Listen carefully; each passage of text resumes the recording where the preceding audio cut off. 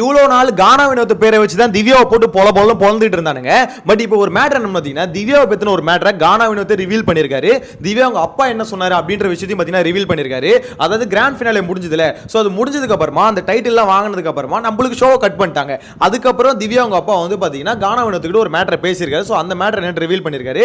இது கூடவே பார்த்தீங்கன்னா கானா வினோத்துக்கும் கமருதீனுக்கும் ஒரு பயங்கரமான ஃப்ரெண்ட்ஷிப் இருந்ததுல, ஸோ அந்த ஃப்ரெண்ட்ஷிப் எனக்கு என்னமோ இப்போ பிரேக் ஆயிருக்கா இல்லை கொஞ்சம் வந்து டிஸ்டன்ஸ் வந்திருக்கும் அப்படின்ற மாதிரி தான் தோணுது. ஏன்னா அவரோட ஃபேன்ஸ் மீட்ல இந்த மாதிரி மேட்டர் எல்லாத்தையும் ரிவீல் பண்ணியிருந்தாரு.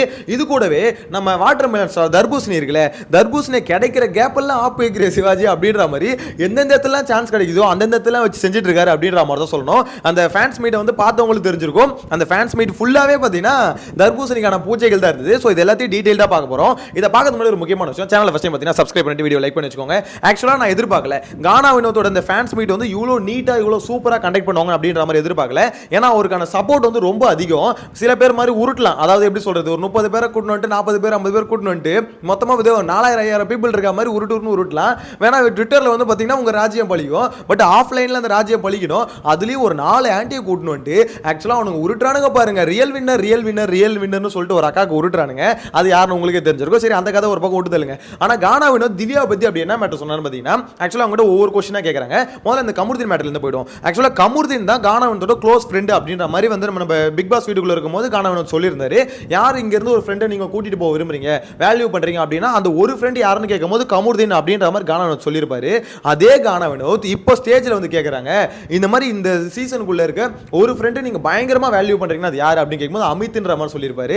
ஸோ அதை பார்க்கும்போது அவரோட இது வந்து பார்த்தீங்கன்னா பயங்கரமா சேஞ்ச் ஆயிருக்கு. அவருக்கு வந்து அமித்தும் கமருதீன் 2 பேருமே ஃப்ரெண்டாக தான் இருந்தாங்க. பட் அந்த ஒரு ஸ்டெப் வந்து அமித் மாறினது காரணம் மேபி வெளியே வந்ததுக்கு அப்புறம் கானா வினோத்துக்கு பிடிக்காத ஒரு சில விஷயங்களை மேபி கமருதீன் பாய்போல செஞ்சுதான் என்னன்னு தெரியல.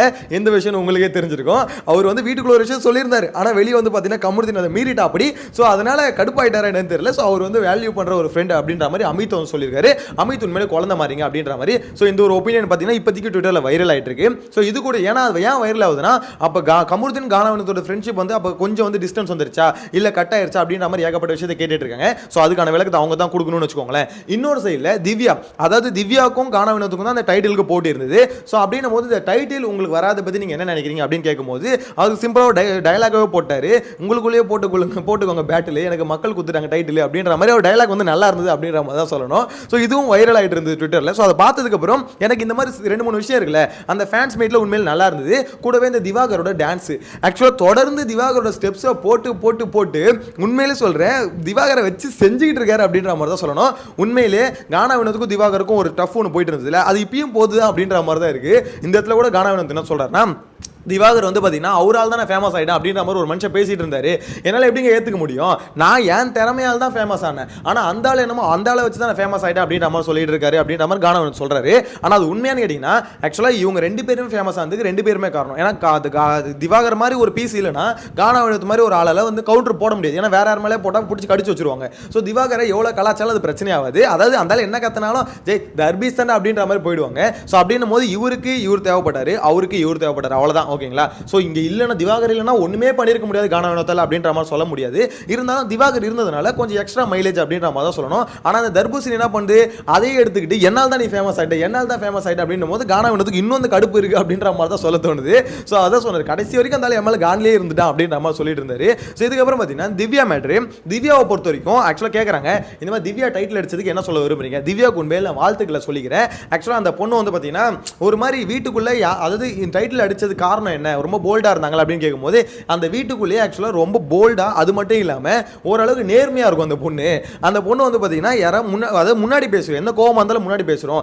எனக்கும் திவ்யாவுக்கும் வந்து ஆகவே ஆகாது, ஏகப்பட்ட சண்டை வரும். நான் அந்த பொண்ணு என் மேலே ஒரு குறை சொல்லுவேன், நான் அந்த பொண்ணு மேலே குறை சொல்லுவேன், மாறி அடிச்சுக்கிட்டு இருப்போம். ஆனால் ஒரு கட்டத்துக்கு மேலே அது மாறிடுச்சு. ஆக்சுவலாக ஒரு கட்டத்துக்கு மேலே அந்த பொண்ணு வந்து நேர்மையாக இருக்குது, ஓரளவுக்கு வீட்டுக்குள்ளே ஆனஸ்டாக இருக்காங்கன்னா அது வந்து திவ்யான்ற மாதிரி தான் சொன்னார் அவர். ஸோ இந்த மேட்டரை சொன்னதுக்கு அப்புறம் இதை எடுத்து பார்த்தீங்கன்னா ஒரு சில திவ்யா சப்போர்ட்டர்ஸ் வந்து வைரல் ஆகிட்டு இருக்காங்க.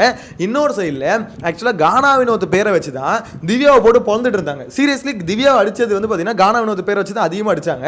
அதாவது அந்த மனுஷன் வந்து அவங்களோட சப்போர்ட்டர்ஸ் கூட அடிக்கல, அதை வந்து ஒருத்தவங்க வந்து டூலா யூஸ் பண்ணி பயங்கரமாக தாக்குன்னு தாக்கிட்டு இருந்தாங்க. ஸோ இதுக்கப்புறம் என்னடா பண்ண போறீங்க அப்படின்ற மாதிரி தான் இருக்கு. இந்த இடத்துல இன்னொரு மேட்டரே சொன்னார். திவ்யா அவங்க அப்பா வந்து பார்த்தீங்கன்னா கானா வினோத்துக்கிட்ட ஒரு விஷயத்தை சொல்லியிருக்காரா, இந்த மாதிரி ஆக்சுவலாக டைட்டில் அடிச்சதுக்கு அப்புறம் பேசியிருக்கேன் அப்படின்ற மாதிரி சொன்னார். என்னன்னா என் பொண்ணு டைட்டில் அடிச்சது நீயே ஜெயிச்சா மாதிரி தான், ஆக்சுவலாக நீயும் ஜெயிச்சா மாதிரி தான், இந்த டைட்டில் வந்து பார்த்தீங்கன்னா அவ ஜெயிச்சிருந்தாலும் நான் உன்னை நீ ஜெயிச்சா மாதிரி தான் நானும் பார்க்குறேன் அப்படின்னு நம்ம சொல்லியிருந்தேன். ஸோ அது வந்து எனக்கு ரொம்பவே கனெக்ட் ஆகுது அப்படின்ற ஒரு மேட்டரையும் பார்த்தீங்கன்னா ரிவீல் பண்ணியிருந்தாரு.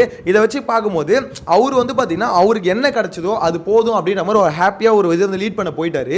ஆனால் அதை ஒரு டூலாக வச்சு இந்த இவ்வளோ நாளாக பார்த்தீங்கன்னா தாக்குன்னு தாக்கிட்டு இருக்காங்க அப்படின்ற மாதிரி சொல்லணும். அந்த பணப்பேட்டி மேட்டரையும் ஆக்சுவலாக ரிவீல் பண்ணியிருந்தாரு. அவர் வெளியே வந்து ஒரு நாள் குவாரண்டைனில் வைப்பானுங்களே, அதாவது எந்த ஒரு ஃபோனுக்குன்னு எதுவுமே கொடுக்க மாட்டானுங்க, ஏன்னா அந்த எபிசோட் டெலிகாஸ்ட் வர எது கொடுக்க மாட்டானுங்க.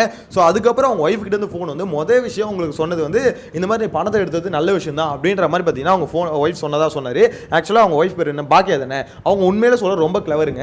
ஏன்னா அந்த இடத்துல அவங்களுக்கு தெரியும் இப்போ நம்ம ஏதாவது சொன்னால் அந்த ஆள் காலி ஆகிடுவார், ஏன்னா ஒரு மாதிரி பயங்கரமாக டவுட்டில் அழுதுகிட்டு இருந்தாருன்ற மாதிரி சொன்னார். ஸோ அந்த சமயத்தில் அவங்க சொன்ன அந்த ஒரு வார்த்தை இருக்குல்ல, அது வந்து பயங்கரமாக எனக்கு வந்து ஒரு மோட்டிவேஷன் கொடுத்தது. இன்னொன்று என்னை உடையாமல் பார்த்துட்டு அந்த ஒரு வார்த்தை தான் அப்படின்ற மாதிரி சொல்கிறது.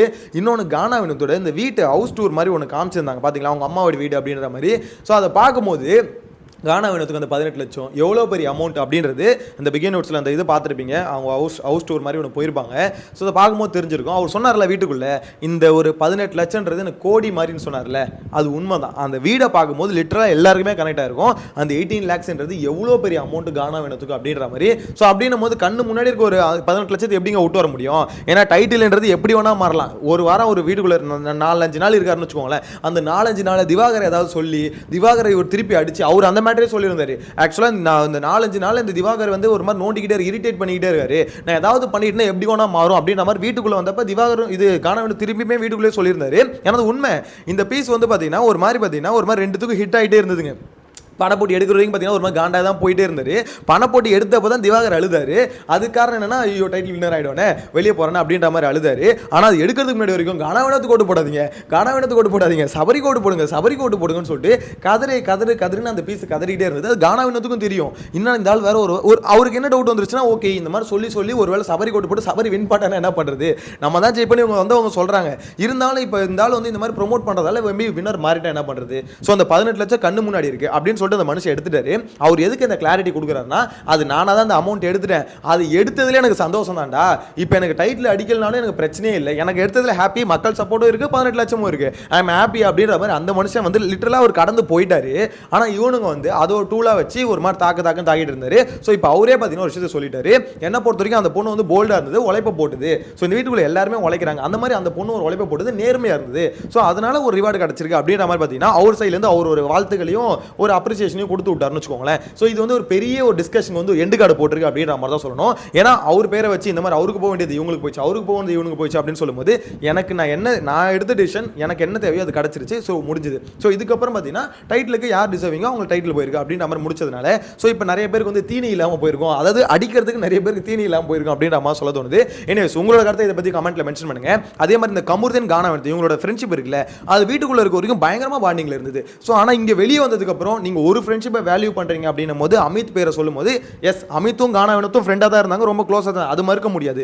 இருந்தாலும் அது ஒரு மாதிரி அடுத்த லெவலுக்கு வந்து போகாமல் அப்படியே பார்த்தீங்கன்னா ஒரு மாதிரி எப்படி சொல்றது, அமித்துக்கும் கானா வினோத்துக்கும் ஃப்ரெண்ட்ஷிப் வந்து ஒரு லெவல் மேலே போய் கானா வினோத்துக்கும் கமுர்தனுக்கு ஃப்ரெண்ட்ஷிப் வந்து கீழே வந்திருக்குல்ல. ஸோ இதை பற்றி நீங்கள் என்ன நினைக்கிறீங்க, அதுக்கான காரணம் என்னவா இருக்கும்னு நினைக்கிறீங்க அப்படின்றத கமெண்ட்ல மென்ஷன் பண்ணுங்க. ஸோ என்ன பொறுத்த வரைக்கும் சிம்பிளாக ஒரு விஷயம் சொல்லலாம், இந்த ஃபேன்ஸ் மீட்னு ஒன்று வைக்கிறாங்களே, ஃபேன்ஸ் மீட் சில பேர் கண்டக்ட் பண்ணுற ஃபேன்ஸ் மீட் ரொம்ப டீசெண்டாக நல்லா இருக்குது, சில பேர் கண்டக்ட் பண்ணுறது வந்து ஒரு எப்படி சொல்கிறது ஒரு ட்ராமா மாதிரியே இருக்குது. ஆக்சுவலாக வேணும்னே ஒரு சீன் கிரியேட் பண்ணி ஒரு ட்ராமா கிரியேட் பண்ணி நம்மளை ஒரு மாதிரி ப்ரொஜெக்ட் பண்ணணும் அப்படின்ற மாதிரி பண்ணுற மாதிரி இருக்குது. அது யாரும் சொல்லணும் உங்களுக்கே தெரியும், தெரிஞ்சால் கமெண்ட்டில் மென்ஷன் பண்ணுங்கள், நெக்ஸ்ட் வீடியோவில் மீட் பண்ணலாம். Tata bye by.